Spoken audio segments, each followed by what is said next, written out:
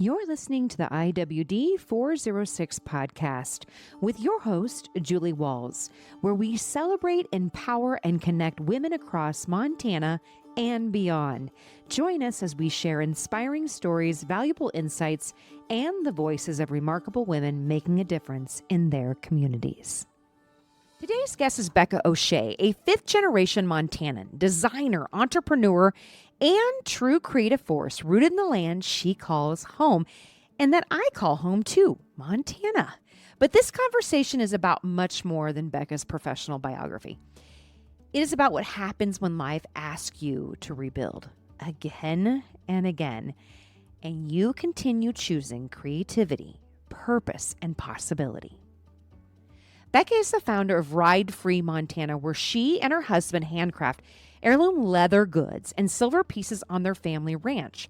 Their work blends traditional Western craftsmanship with a modern artistic edge that feels timeless, personal, and distinctly Montana.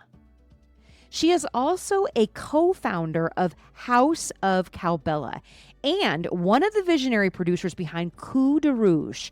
Now, you guys listen, this is an immersive platform bringing Western and Indigenous creatives together through fashion, fine art, storytelling, performance, and film. Most recently, Bekah helped found HOWL, HOWL. Now, what does that stand for? House of West in downtown Livingston. HOWL is a collaborative space designed to gather artists, entrepreneurs, thinkers, visionaries under one roof through memberships, production resources, creative workspaces, and events. But to understand what Bekah is building today, you first have to understand what she has lived through. In this episode, Bekah shares how she moved from a career in respiratory therapy into entrepreneurship and creative work. She takes us into the experience of surviving a devastating Colorado wildfire that destroyed her family's home and what it took to rebuild a life after losing so much.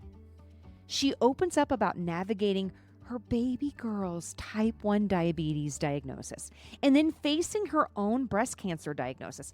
Each of these life-altering experiences taught Bekah something about time, identity, creativity, and the importance of making memories while we still can. She learned to release what no longer mattered. She learned to become more intentional about where she placed her energy. And she learned that going after a dream is not only about creating something beautiful, it's about choosing a life that feels meaningful and bringing the right people alongside you. This episode is for anyone who wants to understand how people make meaningful things happen here in Montana. You will want to hear what it takes to build creative partnerships, produce ambitious events, and create platforms that honor Indigenous voices while celebrating Western fashion, art, craftsmanship, storytelling, and culture. You will also hear why collaboration, not competition, is at the center of Bekah's vision and how the work she is helping create is becoming part of Montana's evolving cultural history. This is a conversation about Montana roots, resilience, reinvention, representation, and what becomes possible when we are willing to take a risk, live a little out on a limb, and build the dream together. Welcome, Bekah, to the podcast. Thank you so much for having me here, Julie. It's an honor. Oh, I am stoked. And here's why. Okay, first and foremost, I'm going to back up a little bit. Last year, when I learned a little hint about what you were building with Coup Rouge, I was like, I have got to meet one of the forces behind this. And your name kept popping up in circles and people were mentioning your name. And I'm like, who is this Bekah woman? I need to meet her. And then what you're doing, and we're going to get into it in the podcast, and we're going to talk all about the things that you're building out here in Montana, which is epic and exciting. But I want to get a little into your head and learn a little bit more about you. So I am extremely honored to meet you, Bekah. I'm excited. Yes. I love that conversation that we had when we first got in touch. And you inspired me so much. And the connection and what you're doing in Montana is really exciting. So it's great to be able to do this together. Cheers to collaboration, right? Cheers. Cheers. We're raising our cups. Cheers. Ding. There we go. Ding. I love that. All right, let's get into it. My first question really is, it's pretty much what I ask everybody. Are you a true, when we say true Montanan, most people are like, what does that even mean? But are you a rooted, generational, born and raised in Montanan? Yes. So I am a 5th generation Montanan, and my husband, we live on his family's 4th generational cattle ranch. Now, where are these places located? We live in Luther, Montana, and Okay. that's where his family has been. I moved around every year or 2 years, so I've actually lived all over the state. I'm a graduate of the University of Montana. I've lived in Helena, Sealy Lake, Great Falls, Billings, Red Lodge. Did a little stint in Kalispell. What? I'm trying to think of where am I forgetting? My parents moved around a little bit more than me, so they lived in Havre and different places like that as well. But wow. Okay, so that's really cool. And you really truly do know the Montana culture, the Montana way here. And it's yes. do you think it varies though from where you've lived in the different communities, the different vibes? Montana as one. I always think of it for me, since we moved so much. Our family cabin which is outside of Sealy Lake at the base of the Bob Marshall. It's just a small off-grid cabin that's really special to our family. But that was always my roots. And then otherwise, living everywhere else, Montana to me just feels like home. There isn't one place. I love different aspects about each part. Yes. I've lived in a few places twice too, And like Red Lodge. Yes. And some of them are a little bit smaller. So you kind of have to be that new small town girl. And then some of them sound a little bit bigger. Kalispell's pretty big in retrospect. I'm assuming it's grown since you were there, but it's not small. It's definitely grown since I was there. I was kind of shocked when I went back recently because I hadn't been that far over. I'm really excited right now because which we'll talk about later, but I've been hanging out in Livingston more. And that's a town I had spent some time there, but I'm really loving it. And it's just, each place in Montana is special. And I know a lot of secrets or hidden gems or things just from all the living in them. But yeah. Give us one. Give us a cool one, like from your story, your history. One place from my history, which I don't know if it's necessarily a hidden gem. A lot of people know about Sealy Lake now, but right. I love Lindy's Steakhouse and grew up going there as a child. It has a burger truck that they use with their leftover meat that they cook. They make really good burgers with it down on the lake, and they have a really nice landing pad. Yeah. Where there's only 2 of these restaurants in the country, and that was founded by 2 brothers. Wow. There's one in Minnesota and one in Montana. But for me, I grew up going there. It was always special. They only serve one thing on the menu, which is sirloin. What? So, and it's how do we not know about this? But it's an experience. Yes. People I've taken there, you're like, this isn't a steakhouse or anything. It's very grounded and real and comfortable and cool.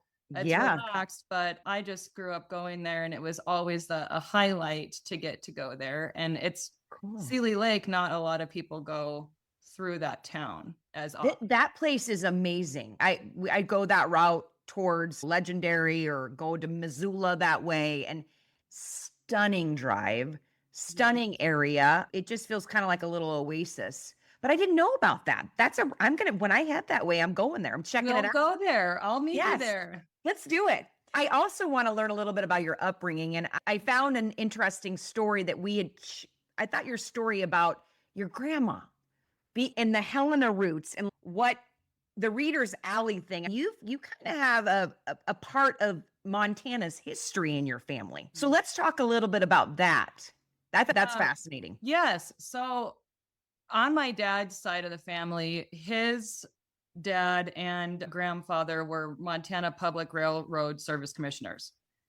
And my grandma Bo, she was one of the founders of Reader's Alley, and crazy with that, it was her and her 2 friends had seen this part of Helena that was a downtrodden area, and they ended up, there's a book on it, but they ended up going behind their husbands' backs and not telling them that they were purchasing this piece of land until afterwards, which is a little wild that they did that. But they ended up starting the Stonehouse restaurant and getting Reader's Alley. They were able to get into all of purchase Reader's Alley. And then the first year, they provided a free space for Montana artists, and everybody just got to go in and take over a space and help renovate it. So it was a community project.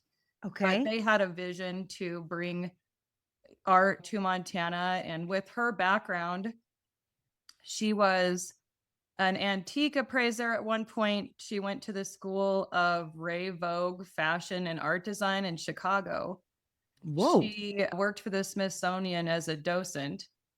And so she had this crazy upbringing where she just loved art. But with what I love about what she did is that I think they bought the whole alley for $1,000 or something on the lines of that. And it wasn't that they had a lot. And she had 6 kids and all this, stuff going on, but it was that she could create beauty out of almost nothing. Wow. And so it was having the vision and then getting people that also had the same vision and creating something beautiful. And that was her legacy, is Reader's Alley. Which we're going to go there. We're going to first get through the beginnings, but what a kind of a creative full circle moment. I'm like even wondering, is there something genetic? Because I'm looking at what you're doing today and then what she did, which again is collaborative energy, but also that creative side. And then also the business side of seeing where it can go, the visionary piece. Did you know your grandma?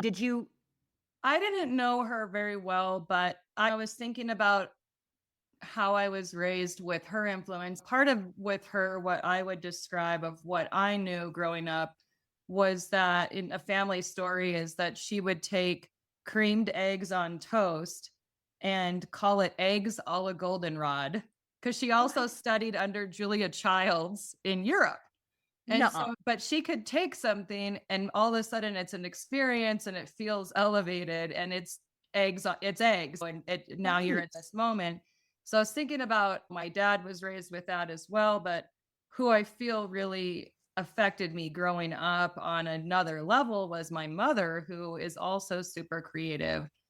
She was raised really different. She didn't have anything. They moved all over, didn't even really have a home. She often lived in campers.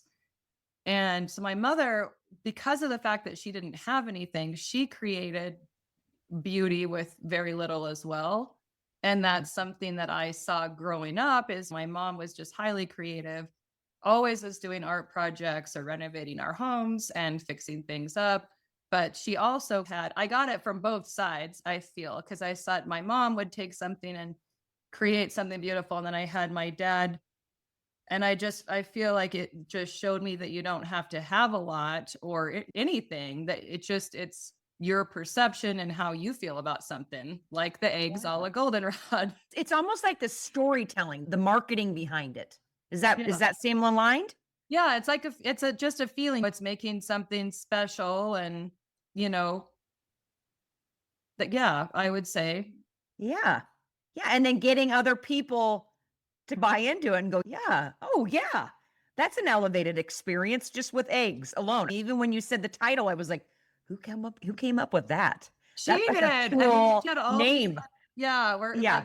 I always think of her walking in, and it's this thing, but it wasn't really like she was putting on airs. She was in the military, or she was also, her and my grandfather, he was a Marine, and she was in the Navy, and there was some grounding elements and stuff, but I think it's just the resourcefulness and creativity to say anything can be beautiful, and it doesn't take a lot. And so I feel like through art, and so for me, when I say beauty, it's like I love fashion and design and all different types of arts. And so I've always been drawn to all of it. I can't do all of it, but I love it and appreciate But you love it. Yeah. That, and two, I just want to make note, really part of the Montana culture is the resourcefulness, is seeing the elements from the outside. And you see these amazing artists that create paintings and different things that come from nature and what's around us. And it's different here. It's different in all aspects. And I love creators like yourself that see that want to really preserve the Montana way, the Montana thinking, right? But also bring in creativity, like the different ways we're looking at music and fashion and all the things that you're building, right? But still keep the spirit of Montana alive and well. Yes. Yeah, there's so much going on here and so many creative, and it's incredible. It's incredible. It really is. So yeah, it excites me, and I love being able to be immersed in it myself and it's almost like I was saying to somebody the other day, instead of feeling exhausted with all the pursuits, I'm exhilarated, I'm excited because I love the creativity and being around it. Yeah, you light up when you talk about it. And for those listening, she is such a beautiful energy, but when you talk about art and all things that come from art and what you're building, you just glow. There's an energy around you.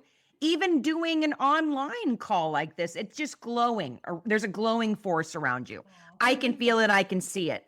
But I want to go back a little bit and go, okay, we had these cool influences in our lives, right? So where did you learn that you were artistic? But then what did you do once you discovered that? Was that something that you were like, oh, I've got to go in this path. I got to become an artist, and whatever that looks like for you? Walk me through that. Growing up, like when I was really young, I loved drawing. That was something that I did a lot. And I always had a notebook, and I think my mom had asked me, and I still remember it, what my favorite thing to do when I was in kindergarten was, and that was my answer: draw. And I started out with loving art at that point, and then seeing my mom, she did a lot of batiks, different things like that, where she was fixing up furniture. So I really loved architectural stuff. We were moving, and she would fix up a home or find something neat. And so she was doing that on the side, and we would help out. So just having that influence. And then I think I really started becoming more passionate in high school with photography, which is something I loved and had wanted to do. But I would go out with friends. I'd go to the thrift store, and we would find outfits, and I would have my friends go on my crazy charades, like the ideas, and take a camera and go out on a dirt road and do campfires, go along the Missouri River. I was working in home care, and one of the gentlemen that I was taking care of, my job was just to take him out for a few hours, a few times a week. So we would go to I'd take him out to breakfast, and we liked this truck stop in Great Falls. And then we did some pictures of him on the train tracks, and I had him in sepia. And I don't know, that was something I was really into, was photography. And at one point we had a metal art business where I made clocks, and which is really funny. I kind of laugh at that little bit of a time. Yeah. But a lot of I don't know. When I landed into leatherwork, it was just another creative outlet. It wasn't something I was planning on it becoming a career. But when you were in high school, did you dabble in art? Were you a person that was an artist kid, or no? No, I actually was kicked out of 2 high schools and ended up being homeschooled and then graduating early. So I didn't do any art in high school. You didn't? I think I had started out with drama a little bit, but I've always been shy. So I didn't love being on stage or being in front of people or anything like that. It always made me, public speaking or any of that makes me uncomfortable. When you graduated and you got your homeschooling, basically you got your homeschooling certificate, right? At high school certificate. Were you like, I got to go to college? Or were you kind of, I'm going to pop out into the world and see what happens? I wanted to go to college I had wanted to go to college. Really, I thought would be fun to do. Yeah. But I did take some time off and just worked a normal job as a personal care assistant for one family. Okay. So you were in the healthcare kind of arena. Yeah. I mean, I Yeah. always did that where I felt like I love people. I love helping people. So it was a natural, easy fit. And I wanted to go to college, but my dad didn't want to support and help in any way if I didn't do something that was more practical. Yeah. So wanting to do the arts, he just wasn't really down, and I didn't want to get myself into a huge debt situation. So I took some time. And when I decided to go to school, I thought I would just do something that I could always rely on and always make a dollar. And so I ended up becoming a respiratory therapist on a whim. Whoa. Okay. That's not like an easy thing to achieve. And it's crazy because I had wanted to be a nurse. I thought, oh, okay, I'll be a nurse. I had thought that would be nice. But they had a really long waiting list into the nursing program. And so I was like, I'm not going to wait 5 years or however long it is to get into it. Yeah. And I happened to meet a girl in anatomy and physiology who said, you should check out respiratory therapy. So I had no idea what it was. I switched over, got involved in the respiratory program, and I didn't even know what it was, which sounds a little weird, but I knew the basics that the respiratory therapist, they are floaters within the hospital. So you're on all the different floors within the day. You're not really staying in one place.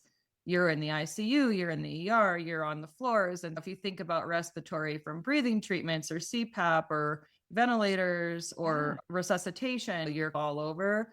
For me, I thought that would be fun because I wasn't going to be in one spot. I'd be able to kind of move around and not have your day would never be dull, which it never is for anyone in the healthcare. You're busy, but so now you have all this, the dynamics of the job that you're doing. Were you still on the side longing for creativity, or were you suppressing it? I work in this job that requires me to shift hats every day. Were you like, I'll put that on the back burner and just stay focused on what I'm doing? Did you enjoy it? Did you light up from it? What I was good at was I ended up working with the VA as an independent contractor for about 7 years.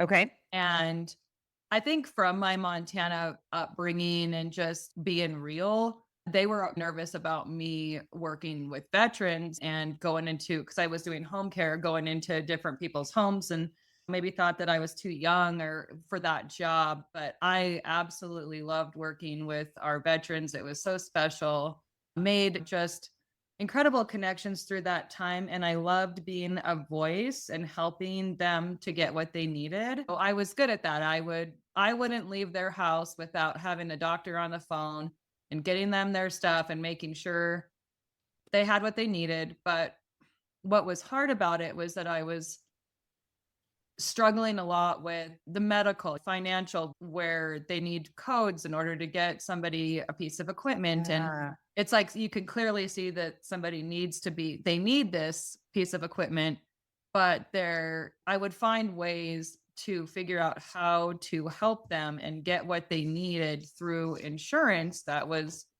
basically just being an advocate, because a lot of people don't advocate for themselves in healthcare and they don't get the care that they need all the time.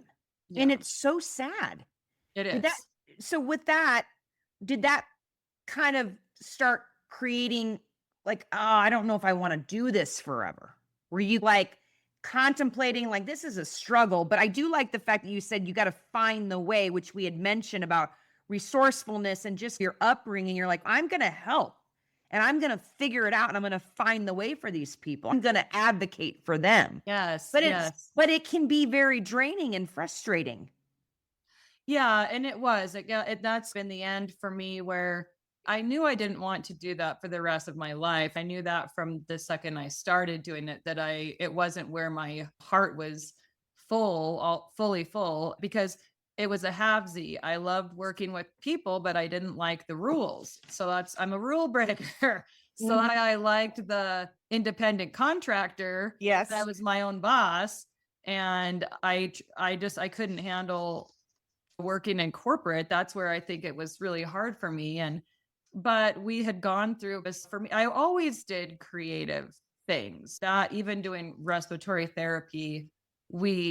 I was always making art or doing something fun. And so there was always a project, but it wasn't a career until we had a series of things happen that put me into being able to not do respiratory as much. And my husband helped out with that, where I was able to go down to 3 days a week. And I had a couple of other days where I was able to be creative. And so at that point, we were living in Colorado, and we had invested in getting a CNC machine with a plasma cutter. Do you know what those are? No, explain what that is. It's basically a machine that you use a CAD program, but you can input any design into this software, and then you can convert it into a mechanical arm that actually cuts it out of metal. So for me, my husband is a welder. Is a welder. Makes sense. He's also a master Harley mechanic and a rancher and all these other things, but he loved working with metal. So we had this machine, and for me, I was making furniture. I traded a table that I made with an art gallery on the East Coast for a piece of art I wanted. And I shipped the table on the bottom of a Greyhound bus because I got it a bus ticket. It was like $50 to ship this gigantic table across the country. Freaking smart. What? I guess they don't let you do it anymore. Someone just said that, but I've done that a few times because I was like, how do I get this over to you? Of course, I'm going to figure a way because I wanted the art. Yes. But I had gotten into making clocks, like big installations with big swinging pendulums. I loved heating up copper and stainless steel and putting them together and doing kind of crazy clocks. And I did that up until we lost it all in a wildfire. Holy buckets. What? So it was a wildfire in Colorado that happened. When was this? That was in 2012, I believe. Okay. Wow. And that's devastating. It was. We had bought a home, and it was a foreclosure that we had got a great deal on and put a ton of energy into fixing it up, this foreclosure in the forest. And we didn't have hot water for months when we were up there and trying to get this house where we had wanted it. It was like our dream home. And we had lightning struck, and it ended up being the largest fire in Colorado history until the following week. Another fire broke out in Colorado Springs, but there was like over 250 homes that burned down. So we were not the only ones. Our entire neighborhood, as our neighbor put it, was moonscape. Holy buckets. And to come back to that, I'm really sorry to hear that's what you guys dealt with. And to see everything, just all your, I'm assuming, memorabilia. Did you have kids at that point? I did. Our son was just 2 years old. And I actually found out right after the fire, when we were trying to decide what to do with our lives, that we were pregnant with our daughter, Isla. Oh, your daughter. Yeah. So it was it was really hard. And Jameson, our son at the time, he was too young to understand what happened. So we couldn't go back, and he didn't understand. He just wanted to go home. So I think that when I look back at it, that was the hardest thing. And then, yes, as a collector of cool things, I'd like to think of myself as, I think that was really a devastating point. I had pieces that were 5th generation from my family in the house, and all the artwork in our house was from somebody I loved or something that had meaning. Photographs, of course, all of that kind of stuff. It was a really hard thing to go through, but I also think it set us up to moving to Montana, and where And what I mean by that is my husband was a master Harley mechanic. That's what he did for a living. And we were so underinsured that we ended up having to basically rebuild on a very small budget ourselves and contract and going up there with small children to the mountains and trying to rebuild what we had lost, which was impossible. And but you're resourceful. You already had, it's almost like it was already set in motion for you. You already had, we're going to make this. We're going to figure it out. We're going to find the way. I come from resilience. I come from resourcefulness, right? And Yeah, I'm worried about the Greyhound bus. We're going to figure it out. We were creative for sure. Yeah. We ended up flying 5 guys because it was cheaper to do it this way with this building from Florida. They came up because it was really hard to get anyone local to even build because there was too many builds going on and there wasn't enough contractors. A lot of people were doing stuff themselves because it was just. Was this before COVID or was this? Oh yeah. Okay. Okay. Gotcha. It was complete devastation. So everyone was trying to rebuild, but we got creative and ended up rebuilding this home. And through that, my husband now works as an independent carpenter. So it's that he was always a welder and mechanic, and he was able to do rancher, all these things, but he hadn't ever really worked in carpentry. And then working on our home and being forced to do it, he ended up going into that in Montana, and he built our house here and my studio that we're in. Yeah. So you guys rebuilt in Colorado. So did you then sold it? Obviously, yes. You rebuilt in the same spot, right? I'm assuming the house went level, everything burned down. I'm sure the regrowth of the trees, all things. And this was back in 2012. So you guys you rebuilt the home. How long did you guys stay there for? We ended up we pretty much finished the house. And at that point, my husband had a career shift, and it was really like his parents were really wanting to have some help on the ranch. And it was one of those things where we had just finished our home, and my parents had actually built a home in Colorado too. Okay. When we decided to leave, and my parents ended up moving as well. So it was a hard decision, but we knew that we wanted to come back home to Montana. We had met in Red Lodge. This was home to both of us as far as me coming back. I never had really planned on us being in Colorado as long as we were. And so my parents knew it. We all were like, this is the time after rebuilding the trees, for example, we lived in the forest. We didn't have a tree left on our property. Wow. We did down below, but nothing around our house. There was no windbreak. It wasn't really what we had initially. Our life was just changing so much. And so I think at that point, it was a good time to make the move up here, even though it was really hard because we had just finished building. Yes. And now it's been over 9 years and we're still building. We're not done because of course. And so it's an ongoing thing. Oh, I hear you on that. I feel like I'm in a cycle in my own home of never ending projects. I'm like, when can we ever just put the last nail in or whatever and just call it a day, right? Yes. And settle into this. But it's interesting because you not just that, but that was one moment in your life. And if you don't mind talking about kind of the things that you've had to work through, the different seasons of life that you've experienced, Bekah, that have been really big. Yeah. If you don't mind us walking through, No. We had the fire. Now you're down to what? Were you working 3 days a week for respiratory therapy? Like still, but trying to find maybe that creative side was like coming up and going, hey, this is where you need to be. But you were still raising babies, having babies, and then working through some really major traumas to then let's talk about some of the other areas that you also had that came into season for you and how you worked through that.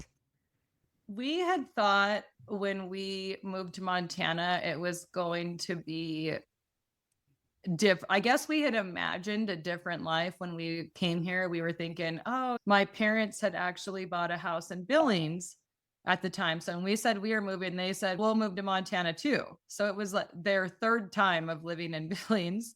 Yeah. They bought a house in Billings. We moved on. We ended up actually, my husband's grandmother had transitioned into a assisted living facility. And so she offered up us to stay in her home for a year while we were building our house, which was absolutely incredible because we thought we were going to be in a camper and we were good with that. But it just, when the things that we weren't foreseeing happened to us, I was really thankful, which I'll get into, but that we were in a home. Yeah. When we moved back to Montana, right when we moved home, we were thinking how great it was going to be to have our parents around and family and all these things. And my parents ended up leaving right away, and our daughter was diagnosed with type 1 diabetes. And we moved up in the end of January, and like the middle of March, she was diagnosed at 4 as a type 1 diabetic, which is autoimmune and fully insulin dependent. And Wow. it was my mother that I'm so thankful that that the days and the experience of how we found out, because oftentimes people don't see it, or you don't see the signs. I wasn't even seeing it from being in a medical background. And by the time you go to bring them to the hospital, they're in a coma or they might not make it. So we were really lucky that we caught Isla's diabetes before she was, as they say, she was right on the tipping point where like a day further, we may not have had her. It could have been really bad, but it completely changed our life to where she's now babysitting, and she's now old enough, she's 13, but we didn't have a babysitter except for maybe twice in 13 years. Wow. Wow. And people don't realize, as moms of diabetic babies or diabetic children, it is a 24/7 worry. And it's a constant monitoring. And please clarify, because I do not have that. But I know of friends that literally their children they're watching their behaviors. If they do athletics, if they're a sports kid, they're on the sidelines watching. They can't take their eyes off of them for fear of something happening. Yes, no, right. It is life and death every minute of the day, 24/7. When you look at insulin, and we've had a few experiences that are just absolutely traumatic for me and for my daughter, and of just near-death experiences with her. But a little bit too much insulin, a little bit too much activity, all of those things, that's instantly she would have, she could be unconscious, and without sugar or an emergency glucagon injection, she would die. And so it is super serious, because it's a percentage of their pancreas doesn't work. It doesn't produce insulin. So you're acting as an organ that needs to be doing stuff 24/7. If you have an emotion, if you're active, if you're sedentary, if you're excited, even when she goes to play a basketball game, it's a double whammy, because she's excited, and the excitement actually skyrockets her blood sugars. And then the activity can either lower. So she's actually doing pretty much all of her management now. Yeah. Which is incredible. And she's so responsible. And we've transitioned to that where now I'm like, what did you do for that? Or what are you doing? And she knows her body better than anyone. And crazy, we started going to a new church in Red Lodge, and 2 of the boys in the church are type 1 diabetics. So for a small town, it's just, she got put into a place where she's kind of connecting with some other people that are going through the same thing. Absolutely. And for you as a mom, I'm assuming you've connected with other moms and you've created some form of a support group. And that's, you got it. And people that, like myself, we don't get it. We don't get the little minute emotional shifts. And as moms, we constantly worry because we're trying to set them up to be able to live life on their own and go explore the world, live in this world. And for it to add that extra layer of stress. Yes. For you as a mom, you need that support. But I'm thinking you had the house fire. You had to work through that. Now, let's say I'm assuming 6 years later, I'm assuming timeline wise, you have a baby. Yeah. So when Isla got the house fire, I was pregnant with her. Yep. And then we moved to Montana. She turns 4, and that's within the type 1. So about 4 to 5 years. Yeah. You had this massive thing happening.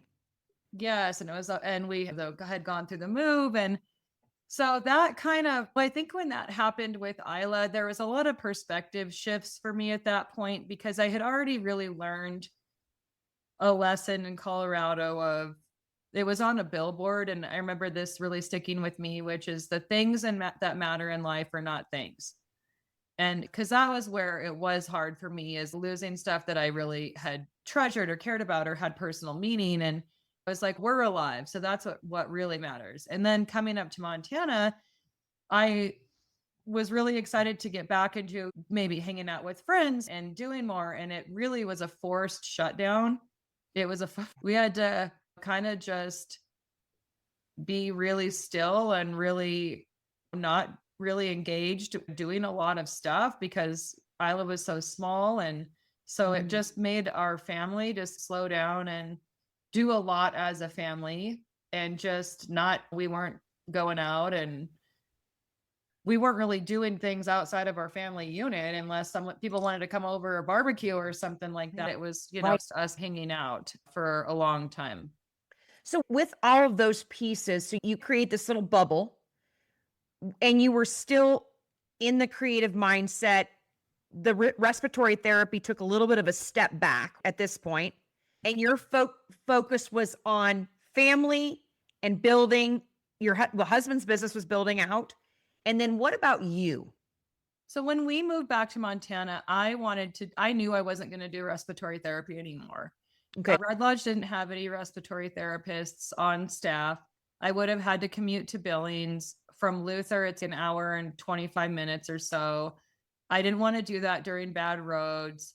And so at that time, I had made the choice that I was going to figure out a different career path. And I knew I wanted to do something rooted in Montana, in something that I cared about, and was able to do some sort of Montana company. And initially I thought it was going to be maybe with some inspirational clothing or something on the lines of that. And I had kind of ideas of putting inspirational quotes and labels, but I also was like struggling with it. I didn't want to be, sometimes if you're not backing stuff behind it almost seems, I'm not sure the word I want to use. It doesn't seem genuine sometimes. I'm like, if I say something, I really genuinely feel this way. I'm not just saying it. So my husband and I, when we were thinking about what we wanted to name our business or what it was going to be, he actually came up with the name Ride Free because it's a motorcycle term. Yes. But it really is about letting go of fear and all the things that weigh you down. It's a way of life. It's about freedom. And so we had said, let's call this business Ride Free. But I still didn't know at that point it was going to be leather work. But that's what I'm going to be doing. What were you, because he was in metals, he was in carpentry. Were you were creating a brand identity together, but also the product line, right? You're thinking the product line. Where did leather come into play? And what was your first thing that you made with leather? So I had always, ever since I was probably like 9 or 10, I had made my own clothes in some sort of way. And so I loved design and elements of design. And what I started out with in Leatherwork was making belts. And that initially, when I started making the belts, I did a bunch of different colors. And I had started out in a gallery right off the bat within weeks at this gallery in Red Lodge called Heist. And I was lucky enough to have some belts there. And that was how it started. And then I ended up making a purse for myself. And it was like almost instantaneous. When I made that first purse, I got a bunch of people that saw it. My husband's cousin, who owns the Circle 17 gas station in Red Lodge, she bought one from me, and then she had it behind the counter at the gas station. And one of my closest friends here saw the bag. And the next thing, she's at my husband's grandma's kitchen table with me, and we're designing her a purse. It wasn't, and it honestly, it kind of went from there, where Red Lodge was very supportive. And I feel like a lot of the people here were really supportive. And so that I was busy making bags from that. Custom bags, one of a kind bags. How I initially started out. It was my design, but what color do you want to use and what size? And I did customs up until, which we could talk about as well, but up until I got cancer. Yes. And then that became too much for me to do, and I loved the connection. I love every single person that I've connected with through my business, because I always say, I feel like anyone that has one of my purses, we would be friends in real life. Like, and every time I've met a customer, I'm like, yeah. Yes. That's that creative collaboration, right? That feeding off of, what about this? And then you get that input back, I can't imagine being in your brain. I'm sure it's just constantly spinning during that process. I would be laying at bed and I go with my customer going, wait a minute, what if I added a blue jewel or something on there? And then I want to run it by her or him and see what they think. And then was your husband creating the metal pieces? Not at that point. Not that okay. Initially, no, not at first. He was actually helping me put the bags together, though, because all of them were with copper rivets and they needed to be cut off and hand pounded. And it was like, it would take a half hour per purse. And I remember him coming home after working in construction, and there was 8 bags that needed to be put together. And he was like, you're going to have to do this. I cannot come home every night. And nor did I want him doing that either. And I was like, gosh, this is a lot more work. And so I kind of stopped asking for his help for a few years. And it was just me doing customs. And I had come up with an idea to do a turquoise snap. And to my knowledge, it's never been done before. Oh. And I was lucky enough to become connected with Art Tafoya, who is an incredible silversmith. And he was able to work with me on a design so that we could make stuff for my purses. And we started out together, and I've made so many other silversmiths connections with Goji Silver and Desert Rose Silver and Turquoise Buffalo, and just incredible smiths. I love working with other artists. And so I still collaborate when I can. But what happened where Bo came in is that I couldn't get enough. I'm working with these amazing artists that have a career in doing smithing. And I found that it was something that I didn't want to be a pest and bother people. And I also knew that I needed silver. And so my husband and I thought, we have a need. We can always collaborate, but what about trying it ourselves and seeing if we can do it? And because of his metal background, it was natural for him to just go right into that role. It's amazing that you can work with your husband. Some people are like, I cannot work with my husband, right? But it's amazing that you guys must find this beauty, connection, synergy through the process. But I want to know, and I also want to not skim over the fact that you dealt with breast cancer. But before we go there, I want to know, because everybody gives a different response to this question. You are a creative person, and through the creative process, what is it and where, at what point of the process gets you kind of giddy? It gets you're just like, is it right before the finality of the last button goes on or the last little piece, or is it the beginning, or is it in the middle where you're like, oh, I'm seeing this starting to come together? What part of the I process guess I have lights you up? there's a couple points in the process that I love. One is found materials or objects that I reinvent. That gets me super excited to reimagine something and incorporate it in a different way that I haven't seen. That is something that, like, for example, I had come up with a collection using car parts and did this American muscle collection. And it was really out there, but I feel like it hit with certain people and it was so fun. And it was like this kind of, so it's finding these crazy materials and the experiences that gets me to find it. And I'm able to connect with somebody and say, for example, I did a show in South Dakota and went out to Jewel of the West to do a fashion show there. And Stevie, the owner, who's incredible, she had purchased a bag from my partner at Paris, Montana. And I said, which bag did you get? And she tells me, and I go, that bag, the material I found in Butte, Montana, that had been in a closet for 20 years. It's a 1950s hand printed linen that when I get to tell the story. And so that part I love. And then I also like the finishing product where I'm looking at, maybe I have the bag part made, but I'm adding in the embellishments and the straps. So I get to look at the final details. That also I get really excited about because then I can, it's like playing with it. The work part is done. I get to do the design element a little more. I love that. I love that. So now this is a lot of brain energy, physical energy. Let's kind of go back. I don't want to skim over because I like to see how you've evolved from the spiritual aspect, from the emotional, physical, but also through your creative process. But you did do a little side jaunt or a little side detour with finding out you had breast cancer.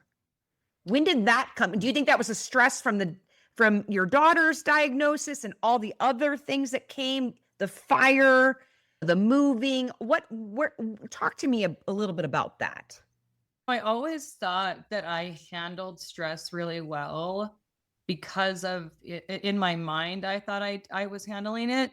But then I look back and go, I don't know if I was, because my mom told me my brother had leukemia growing up. And my mom had said that she was told within 5 years of having a child with an illness that it's oftentimes a parent or a caregiver would have an autoimmune disease. So I remember my mom very clearly helping me navigate cancer and diabetes. And I talk to her every day. But to think about like how I manage stress. So I thought I was doing a good job as far as feeling positive. And I'm very big into keeping a positive outlook because I do think, and this goes into cancer, it can break you. It is hugely mental. And then there is obviously a physical component and you're very sick and you're going through treatments, but there's a lot of fear involved and I really tried to keep my mind positive and yes, spiritual. At that point, I'd always believed in God, but had I anchored, and I also felt like God's always been with me in my life, but the anchoring component of like, I cannot do anything now.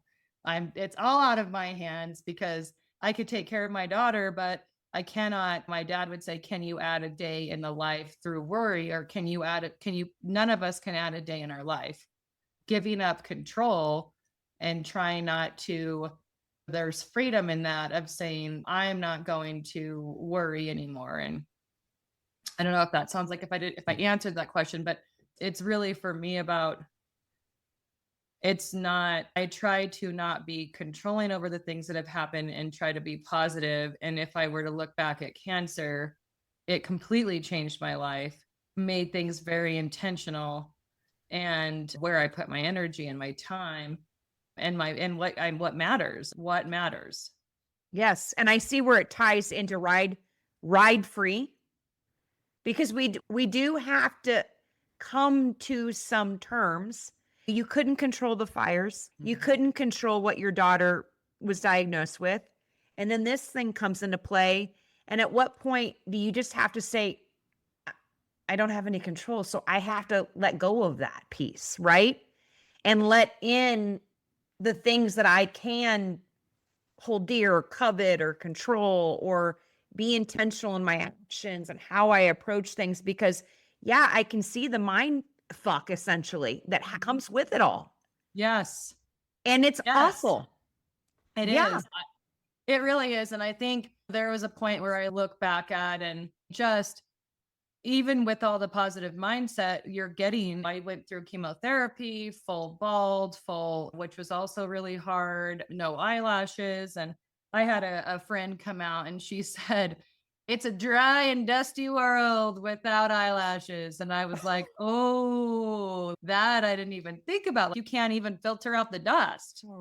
And so there was a lot with I ended up trying to go through a little bit of inner strength I was still putting myself out there on social media. I was still doing reels because reels all of a sudden became a thing where you're on video that it used to be pictures, if you remember. Yeah. And then all of a sudden we're videotaping ourselves doing things.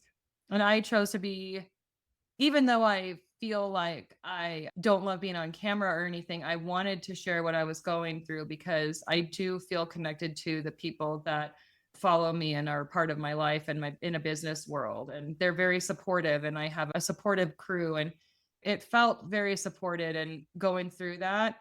But I was out there in wigs and I was thinking, I'm going to do what Dolly did and have fun with this and give it as an opportunity to look different every day. And I actually still miss a couple of my wigs because I really liked them. They were fun. I love that. I love how you shift the negative to let's find a way to find not just the positive, but a different way of looking at it. What a beautiful gift to give to yourself, but also to give to your kids, to give to your husband, give to your community that you're now collaborating in and heavily collaboration. And I want to shift gears a little bit into, we've got this killer company called Ride Free Montana. You're building a lot of momentum. I know a lot of your bags and everything have gotten a lot of press and people have buying them and I'm seeing them, right? I'm seeing them on social media. So now let's shift to the creative expansion that you're building with Coup de Rouge. Yes. Talk to me about the birth of that concept. Coup de Rouge, I think of it, it's not something that I created alone, but I think of it as, it's like the swan song or something. It's something in my heart where I get really emotional about it. But what kind of started out is one of my partners, Heidi of Paris, Montana, her and I were invited to do New York Fashion Week. And when we decided to share a runway, we came up with a collaborative name, which is our other business, House of Cowbella. Yes. And that was kind of staple pieces that last a lifetime, that are really durable, but have a little bit something different. And the pieces that we always wanted in our wardrobe and didn't have. So that was House of Cowbella. And we went out to New York and did Fashion Week. And I was coming off the heels of cancer. For me, I had gotten it when we got an invite to go. I thought, why would I do this? What would be the reason behind this? And this is a lot of energy. And then I actually read a Bible verse, and it was really talking about, it was in a daily devotional, but going out on a limb and that trying new things out and experiencing new things. And what path does God have for you? And you've got to say yes to certain things when these opportunities are presented. And I thought, okay, what better time than now? I've been through something horrific, and that was something I wanted to do for myself creatively. And as Heidi and I were working together, and I'll get into that, I get another time, but working with her, it was so fun and inspiring and amazing that we go to New York, we get out there, and everywhere I've never been. So for me, it was funny going as a performer, essentially when I'd never even been to the city before. And then I thought, I wasn't sure what to expect, but everywhere we went, and not just within the fashion world, but on the streets, it was like people were loving us and talking to us, and I felt like we were welcomed everywhere we went. It was like a blast, and it was the cowboy culture and the way of the Western way of life that everybody was super drawn to. Yes. And I can only imagine. I didn't know. I had no idea. And so when we did our show, we loved all of the models, became friends with everybody that was in the show, just incredible people. And they all were like, if you guys ever do anything in Montana, we love you guys. We want to come out. And so the seed was kind of planted. We want to bring it back home.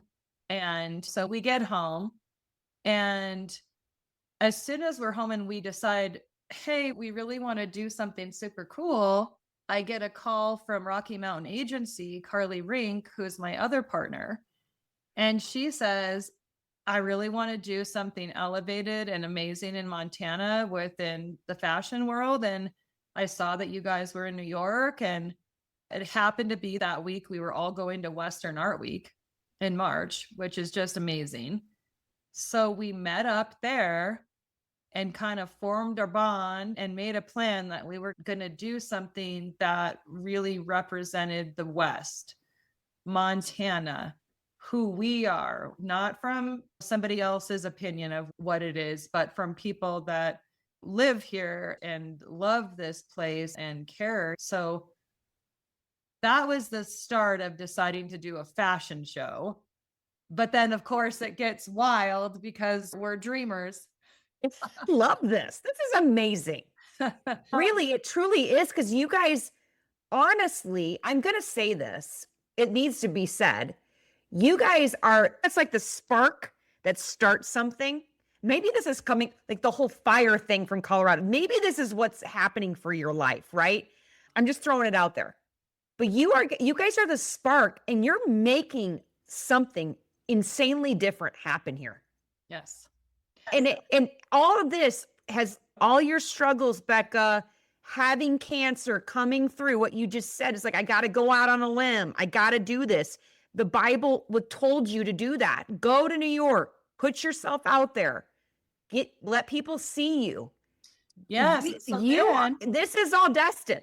It really felt like it. And it was such a natural thing. And I'll add into that of like, what we found is that everything, it's like, I always think about stuff where you're packing your backpack uphill and you're making it so hard when you could have just taken a chairlift, for example. And it's when you're doing what you're meant to do. There was a lot of hard work involved, but again, creative excitement, because now we're working with the most incredible creatives and building and gaining relationships. And because of what you do, it's so fun. And what we ended up doing was, Heidi and I live in Red Lodge, and one of my other dear friends is the wedding coordinator at Red Lodge Mountain, Bryony Krukenberg. And so Bryony had thought we should do this at Red Lodge Mountain. And we were talking about venues. I'm like, of course, how do we do it? We end up skiing in the winter to the site that 9,000 feet, and we're overlooking it in multiple feet of snow, just envisioning what this is going to be. And we ended up having a fashion and fine art show and Red Lodge Mountain, and bringing it home to a mountain that I grew up going snowboarding and really cared about, but also was the original hunting grounds and of the Crow. And it's like, with the history behind it, and a huge portion to what Coup de Rouge is Western and Indigenous. So that was a whole amazing tie-in of just, that is what the West is. And we are so excited to be able to show what's going on in Montana in real time, and we're not trying to tell a story for anyone. No. But we're just creating a space for those stories to be shared and respected and experienced. I freaking love this. And for those that are listening in, it's something to take in mind. They came up with this concept because there are paintings, there's famous paintings out there where it shows at the Red Lodge. Now tell me if I'm incorrect on this, but I've seen some art and some pieces where the tents had the Indians, the Crow people, they had tents that were near in that area on summits, not tents, I'm sorry, teepees that were set up, and they had like was it a red cross or a red symbol on it? Yeah, it was like that actually called it a red lodge. Okay. And so that's what the town has been named after. And then within Coup de Rouge, and a huge part of our first year was Kevin Red Star, who is an incredible Indigenous artist and a trailblazer. And he has a gallery in downtown Red Lodge. And I had long admired Kevin's work my whole life, and Heidi as well. And so we had done a fashion show with the gallery for their opening, and had met Heidi has been working with Indigenous artists all over the country for a long time. And so we had these awesome friendships. And so the Coup de Rouge actually means the strike of the red. Yeah. And that name was from Jovi, Kevin Red Star's granddaughter-in-law. And so that was our honoring him. And I think of it as being, and our Red Lodge roots, and now that we're not doing it in Red Lodge, and this year is going to be at the Yellowstone Film Ranch. Yes. But it's still the strike of the red. It's unexpected. It's wild. You don't know what you're going to get. It's like a state of mind as well. It doesn't have to necessarily be here in Red Lodge. And it's just like it's its own thing. And so the name was very fitting and going forward on what we're doing. Really, truly. When I caught wind of it, I was like, like I said, what is this? What are they building there? I'm all the way up in the Northwest, and I thought something is catching wind and it's coming up here. And I'm like, I got to know where this is coming from. What's the spark? What's happening? And can you give our listeners a little bit of idea, a glimpse into what the show was like last year? And if people are curious, because this isn't going to stop, y'all. It's like happening. She is in full momentum. I want to know, give everybody a kind of a glimpse of what happened last year and what's coming this year. Yes. So last year, in short, and it's immersive experiences that you're walking away. Our hope is that you're feeling something real, you're experiencing something real. And last year, it was like from the fashion show at 9,000 feet with Western and Indigenous designers together, to Wildfire drumming circle came and were drumming for the fashion show. And at the same time, going back within the intermission to a string quartet, Stillwater Strings, to fine art in the lodge. What happened last year and this year is Tyrell Johnson, who's an incredible artist, put it, we're the Barnum and Bailey of the art world, but elevated. Elevated for sure. And it's immersive. It's fashion, fine art, storytelling, and performance all happening at the same time, rooted in history and culture, honoring the people that are here and sharing those voices and stories. And everybody has incredible stories, and just being able to hear it myself or learn more about Montana and our history. And I feel incredibly honored to just be able to hear stories. And like I said, we're just creating the platform, and everybody's ideas are going wild because this is a shared experience, and the more the merrier, and ideas are welcome. So it's getting wild. This year we've got, as Duncan Vizane says, he goes, I just want to light wagons on fire. I love that. He's a stuntman. We have to be careful too. Yeah, exactly. We have to do things that aren't going to put anyone in danger, but we are having so much fun with the creative process. And it's not about one person. It's about everybody working together to do this right and respectfully. And we're just super excited about it. Is it a 1 day this year, or is it 3 days? This year is 3 days. Okay. The first night, which is going to be on August 27th, It's a Livingston art walk, and we're doing some Faces of the West with some surprise guests that'll be in our space in downtown Livingston. We're going to have performance, different people bringing stuff in, storytellers, Western and Indigenous, designers, musicians, creators in that space. And then the following day, we'll have stuff going on at HOWL, House of West of Livingston, but we're also doing a VIP dinner at a lavender farm. Oh, and beautiful. The lavender should be in full bloom. And we want some really unexpected fun elements that are going to happen that night. And Yes. then on the 29th, which is a Saturday, it will be held at the Yellowstone Film Ranch. And that's there's going to be multiple immersive experiences where you're from the fashion show to different artists doing live quick sculpts, finished work. There's going to be artists with their handmade pieces and designers that you can see what they're doing and hear their stories. There's just some incredible talent coming in. And again, just providing the space for everybody to. It's more than that, Becca. It is truly more than that. You guys, for what she is building, I want to phrase it like Vogue of the West. It's a very seemingly an elevated experience. And to see all the people getting involved with it. And it's really remarkable. And I do want to touch point. You mentioned HOWL. Yes. Let's talk about HOWL and how HOWL will be wrapped into this as well. So what we found is that we are having too much fun with the Coup de Rouge, and we didn't want it to just be a weekend experience.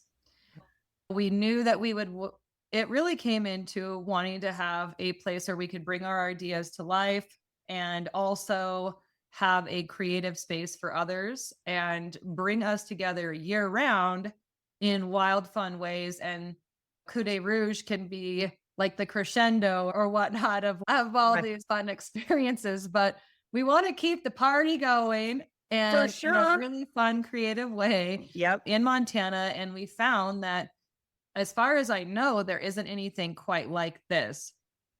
And it came with us wanting a creative space, but Carly with Rocky Mountain Agency, she's just brilliant. And with her experience working with creatives and being an agency, she really has a knowledge of creative need in Montana. And she brought so much of the idea behind what this creative space would look like and how can we all have fun, but how can it actually work? She brings the strategy to it of, we say we're not a gallery, but we want pop-ups. We're not a theater, but we do want to have screenings. We're not a boutique, but there will be fashion. So we have these elements, but then we're also working with creatives on a membership basis to be able to use the space. We have actual permanent photo shoot and full equipment up for photographers, because she was going around the state and still does, but renting spots for model castings and trying to find areas to make it fit when this is just this is what our building is made of, this creative house. So it all automatically has the photography backdrops, and it's in the original Wilcoxon's ice cream building parlor. It has a bar. What? Yes. Wait, have you guys fully launched it? And are there pictures online that people can see? We have a website, which is howlmt.com. Okay. And our official ribbon cutting and grand opening is on the 15th of May? Of when? Yes. Okay. In 2 weeks. What?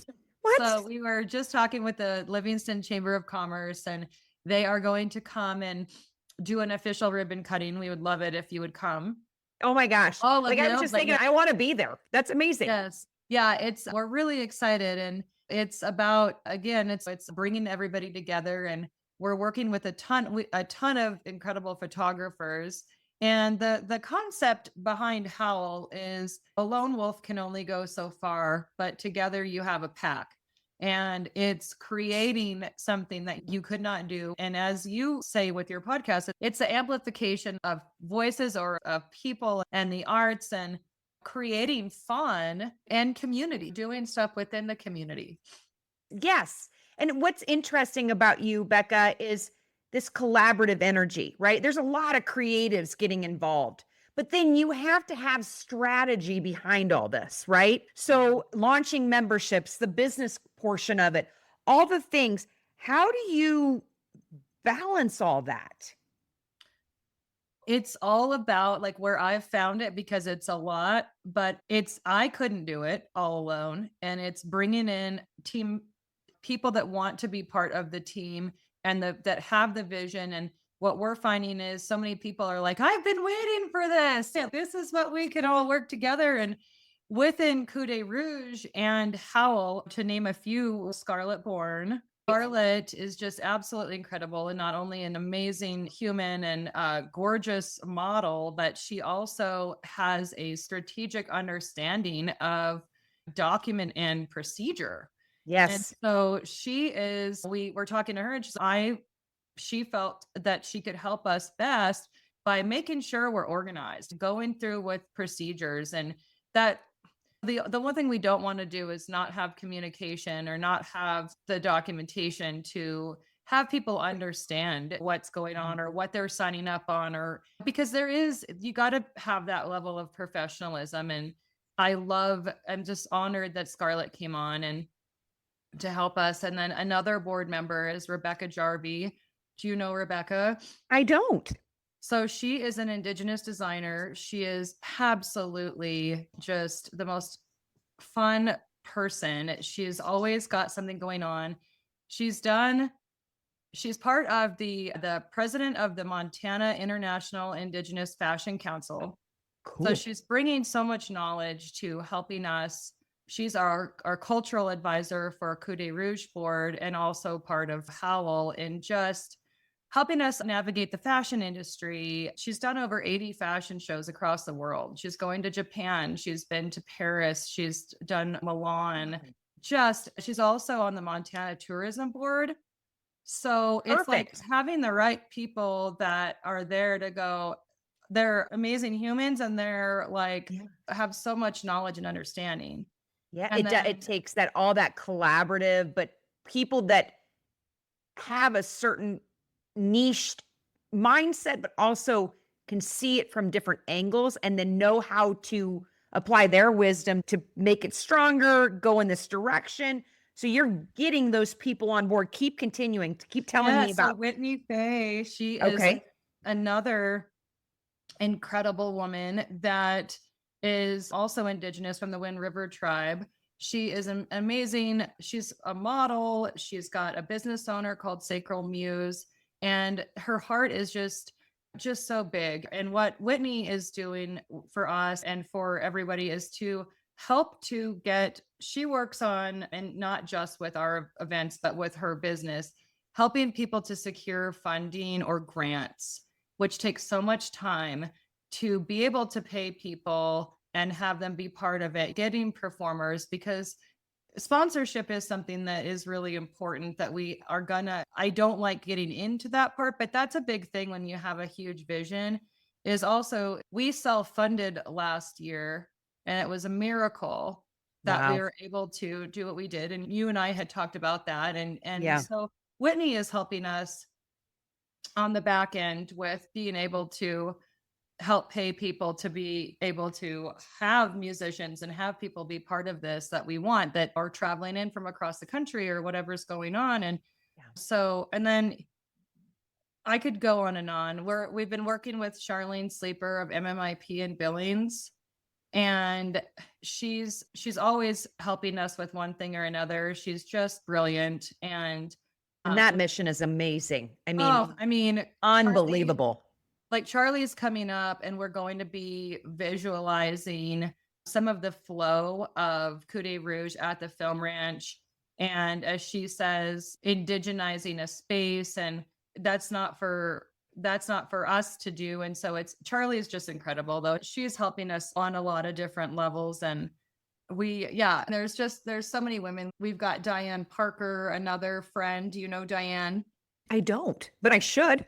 I She should know all these people. She was Okay, she's yes. a connector and Yep. is helping us to connect with different people. And so she's connected us with so many people. And this year, one of the connections is the Real Bird family, who are like historians and just have so much knowledge and history. And so they're coming to tell us some history and stories and just the connections of people wanting to connect. That's what I feel is HOWL, and Coup Rouge is just an expansion of that mindset. But again, what is the West, and showing that in real time and through the voices of Montana.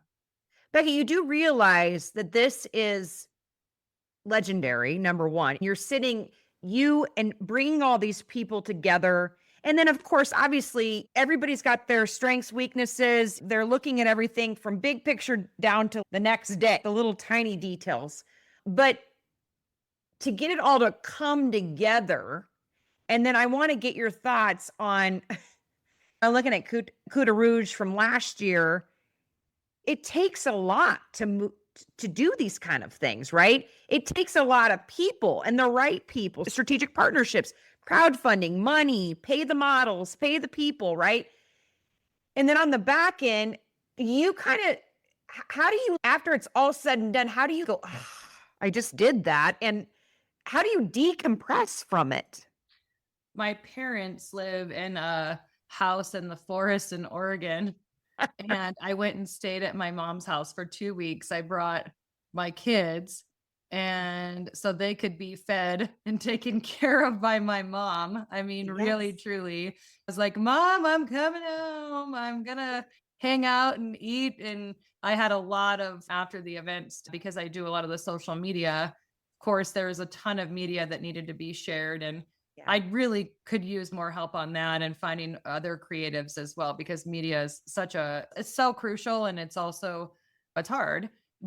I was doing that and just took some time. I told my husband, I've got to just go relax after this for a bit. And so he held down the fort, and the kids and I just kind of relaxed. It's coming back to what you had mentioned before, where you come back to center, you come back to the core, to the family, right? Recenter yourself. And then shift, because you do have so much momentum. It can go in so many different directions, and to channel all that energy is a lot. And I want you to think about those kind of pieces, because you are starting something that's very unique here. Thank you. I am excited about what we're doing. And it is one of those things where having cancer in the history is something that I don't take a day for granted, and I don't feel like I'm stressed, or I'm not living in this state of stress. I do feel energized and excited, but I do really try to be mindful of how I'm using my energy, because it is a lot. And I just take it so personal. And I know we all do, like when we're working on these big things, I want to do the best I can. And I love connection, and I love making real relationships and stuff. So all of that stuff matters. And that's where I've had a little bit of with Ride Free, where I'm making purses. I might not be able to make purses in the same day that I'm doing something else. And that's okay. Like I'm just navigating how to do each thing. And then of course, having help and having a team is essential and awesome if we want, which we do, to keep doing this in Montana and keep going with it. It's got to be others involved too. And with that being said, I ask for women, we have a hard time sometimes asking for help. And for those listening in, obviously you do have the right people in place, but as you're building this, what can we all do and our listeners can do to help support you all? I think one is really just maybe just letting people know, for one, what we're doing. And if they know of a creative or themselves that want to be part of something, just coming in. You don't have to be a creative to be part of what we're doing.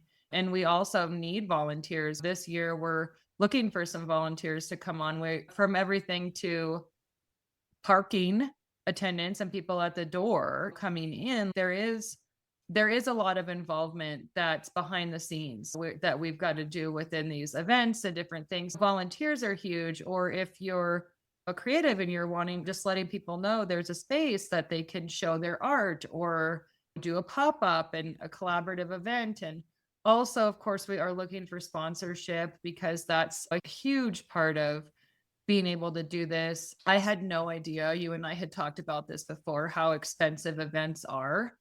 I will admit I was a little naive going into it, and I think it was by the grace of God, but no, we had some incredible sponsors come along last year and help us out. And going into a different location, we've done in-kind trade, but even the lodging alone is quite an undertaking. I've already had a couple calls this morning on lodging because so many people are coming in, and it's the height of tourism in Paradise Valley. So yes, there's a lot of moving parts there. And also come, and we'd love people to come and be part of this and get tickets and come experience it, because I really do feel that for anyone wanting to feel something in this world, you can't not. I have a hard time not crying, even talking about it. But what I know of what's going on, there's a lot of beauty to it. There's a lot of meaning and a lot of cool things going on.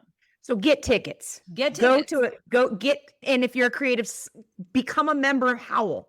There's a lot of different things that you guys can get involved in with what they're trying to do here for Montana. It is changing the arts, all the things culturally, right?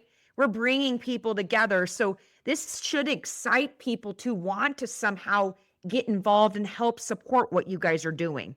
So where do they go if they want to get tickets for Coup de Rouge? We haven't put the tickets on sale yet. We do have a website at Coup de Rouge. I want to say, I'm like, is it montana.com? Let me look. I got too many websites, but it is. And I can put it in the description of this episode, so that way they can link to it. Our social media, which is Coup, COUP _Rouge _ it's Coup de Rouge. Sorry, there's a couple lines there, but on our social media on Instagram, and it's just coupderouge.com. Actually, I'm looking here, so there isn't Montana. That is where we're going to have our tickets. We're really launching it. We do have Coup de Rouge on Facebook and Instagram, so people can go on and see. We're just about to start, which is going to be exciting, to unroll all the creatives that are part of this year. It's exciting. And I am just so ecstatic. And last year, everybody that was part of the show, they are coming. Most everyone's coming back. Oh, so wonderful. It's like now what we had last year and then new people. And it feels like we're calling it the Coup de Rouge family, because it does feel like a family of creatives, and we're having so much fun together. And so I can't wait to start unrolling all of everybody and who's going to be involved. Girl, bring that energy up here. Let's do a pop-up. Let's do something fun. Let's make it happen in the Northwest. We all in the Northwest need to get involved. We all need to support this initiative. But I do want to ask you, we're kind of getting down to our last couple questions, Becca. This has been a really awesome conversation, and I'm so excited for what you're building. It's legendary. I hope you feel that you are creating legacy. This is a legacy moment for you. So I want to ask you this question. When you look at everything you're building, Ride Free, Coup de Rouge, HOWL, what legacy are you actually trying to leave? I think it would be, if I were to say legacy of, what is happening after we're gone and that type of thing, would be to have a space that continues on to be unexpected, be wild, lift others up. It makes me a little emotional, to be honest with you, because I've had so much thought about my own personal life, and it's not about me. It would be about others. And so that would be what I would hope, is leaving a space that is incredibly fun and cool for the people behind us to continue to grow. And I can't even imagine what will come from it after what we've just started. It is powerful, girl. You're going to make me cry. I am so excited for you, girl. This is amazing. It is amazing. We're gonna lighten it up a bit for you, and we're gonna do some quick fire questions. Oh gosh, right. We're doing it. We're doing it. Okay, so I'm gonna ask you this or that, or basically this or that, right? Okay. So if I say ranch life or city energy, which do you pick? Ranch life. Yeah. Hello. Okay. This one's going to be a hard one. I can feel it. Leather studio or event production? That is a hard one. I actually want to say tie, but I would lean towards maybe the piece of the leather studio, but the relationships of the event production. I don't know. Oh, hell to the yeah. Okay. Morning creativity. Okay. Since you are a creative, this is a cool one. Morning creativity or late night vision sessions? Morning creativity is probably, I find myself sometimes 4 a.m. coming out if I can't sleep and I'm like going in a flashlight, but definitely would be morning. I'm in bed early. Are you really? See, I'm a late nighter because I'm like, okay, what do I got to do tomorrow? But I'm maybe going on 5 or 6 hours of sleep because I get up and I get up early and go. Yes. All right. So idea hits. When an idea hits your head, you're driving down the road. Do you voice memo yourself? Do you pull over, write it down? Or are you like, let's build this now? I do all of those because I've had ideas where I'll voice note it. And then I'm like, I have to build this right now. And I'm doing this the second I can get my hands on materials. But if I can't, I'm like, don't forget, I'm driving on the road. Don't forget, this is what this idea is. And I've had designs pop in my head driving on the highway, and I've had stuff where I can't sleep and I've gotten up out of bed. And so, yeah, I'm doing all of it. You're doing all of it because you got a lot going on. So, okay, our last one is, this is a fun one because I always try to figure out how do people define Montana? So just give me one word that defines Montana to you. I would have to say heart. Oh, ooh, heart. And heart. Montana's got heart. I want to say grit and all that, which it does have, but at the soul of it, Montana's got soul. It's got heart. That would be my word. It would be heart. It's true though. It is a very strong heartbeat here. It truly is. And you're part of it. So I just want to say thank you so much. But before we end, I'm going to do our signature. It's a signature part of our podcast. It's called Pass the Mic. Before we pass the mic, we want to pause and recognize the businesses that make this space possible. Pass the Mic sponsorship on the IWD406 podcast is more than advertising. It's a commitment to Montana women supporting Montana women. As a Pass the Mic sponsor, we create a custom audio commercial for your brand, giving you triple exposure on the podcast, across our digital platforms, and on YouTube, all as evergreen content that lives long beyond a single episode. Right now, businesses can receive 12 podcast episodes for the price of one. If you believe in honoring Montana women's history, amplifying their stories, and supporting a platform that truly invests back into the community, we love to work with you. Contact IWD406 today at www.iwd406.com. And now, let's pass the mic. So, Becca, we believe in amplifying the voices of remarkable women. If you could pass the mic to a Montana woman to share their story in the IWD406 podcast, who would she be and why? I would absolutely pick Heidi of Paris, Montana, who is one of my partners and visionaries and dreamers behind Coup Rouge and HOWL. But she's an amazing woman and inspiration. And when I met Heidi, one of the things I really liked about her is that I think she had said at one point, it's like she loves helping people feel beautiful and has this way about feeling really seen and you almost feel like you're part of her family everywhere we go. And as far as a person goes, she met me in a place, we were friends and creative friends. But when I was going through cancer, and really in one of the darkest points of cancer for me, where I was given less than 5 years survival rate, like a very high chance, it was a greater than 50% chance of not surviving 5 years.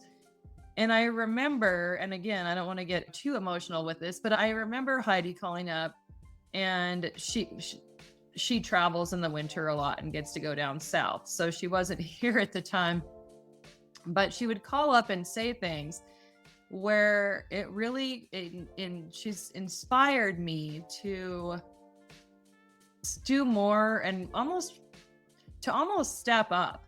As like we now kind of say iron sharpening iron. It's like she saw something in me that maybe I wasn't even fully seeing in myself.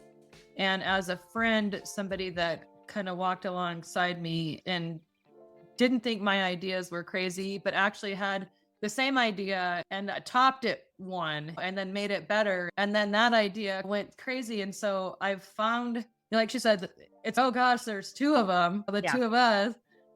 But she's also a complete inspiration as far as her design goes and the things she's done. And one example is she was the first person to really redefine chaps into wearing them as an everyday piece outside of the Western industry.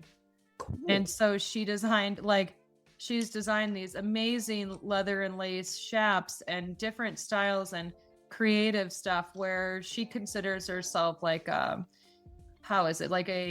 stylist and a designer and a mashup artist. That's the word. It's like she'll bring in mixed textiles, and even down to the way she sees it, I'm not seeing this, I'm seeing movement, I'm seeing texture, I'm seeing her brain is she's brilliant and incredibly kind. So I would say, Heidi, you got to hear her story.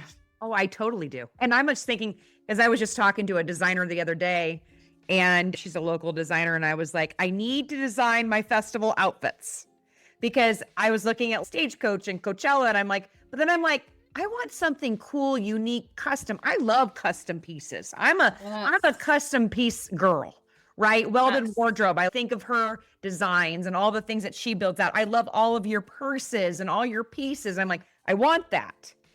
But I need somebody to put it all together for me, right? I need somebody to go, that looks good with that. And that's why what you guys are doing, I want to come and watch all the designs and go, okay, I want all that. I want to wear that. I want somebody to tell me how to wear it. And all you creatives just know. You just know. And then you collectively go, my necklace, my purse, her chaps, all of this would look good together. And then I'm going to go, done. I'm the same way. I love mixing stuff up, but I'll call up Heidi out of it and say, what's your thought on this? Or how can we add this in? And because she'll see something that maybe I didn't see, so we have fun getting to, I still love asking, but it is fun and easy when you have great pieces and you have a story and the designer or artist that you're connected to. And that's what we're hoping, again, with providing this platform and space, is so that I love shopping. I'm looking forward to shopping and getting pieces and different things that I can hold dear and hand down, because a lot of it is heirloom. Becca, and that's the other stress I want to make a point, is there a story behind the custom pieces, all the ways that the person made the hat, made the necklace, what they did through the process. I like that about custom pieces. I like to know, I got this bullhorn and the person I bought it from, they had this bull, and then you hear the story behind the bull. And I'm like, oh my gosh, that's on my hat. Yes, it's absolutely. Super important. It's super important. And we value that as buyers. So thank you so much for bringing all those creatives together and being able to have that storytelling. I love all that. And I am so excited for what's coming for you guys. And I'm going to give you your last opportunity. Where can people go to learn more about you, Becca, and what you guys are building? I know you have different websites. Can you just rattle them off and let people know? And thank you, Julie, for having me on. I'm really, truly honored. You are an inspiration and an amazing person. And I'm just glad that we connected. I am too. Thank you. I really am. Yes, come find us. So we have howlmt.com.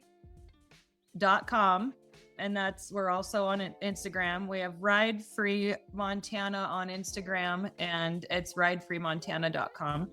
And then Coup de Rouge on Instagram and coupderouge.com. So perfect. Those would be the main ones. And we're trying to put all the information out there to everybody on all three. So you can find one. If you find one, you'll find the rest. They're all connected, guys. Yeah. And I'll also put it in the description of this episode. Thank you so much, Becca. I really appreciate everything that you're doing. I'm honored to have an opportunity to sit with you and chat with you and learn your story. Thank you. Thank you, Julie. Thank you. I'm honored.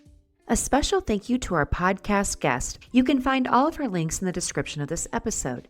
If you like what you heard, please hit subscribe. You will be notified of future podcast guests. Follow us on our social media platforms and stay tuned for our next podcast chat with an amazing Montana woman.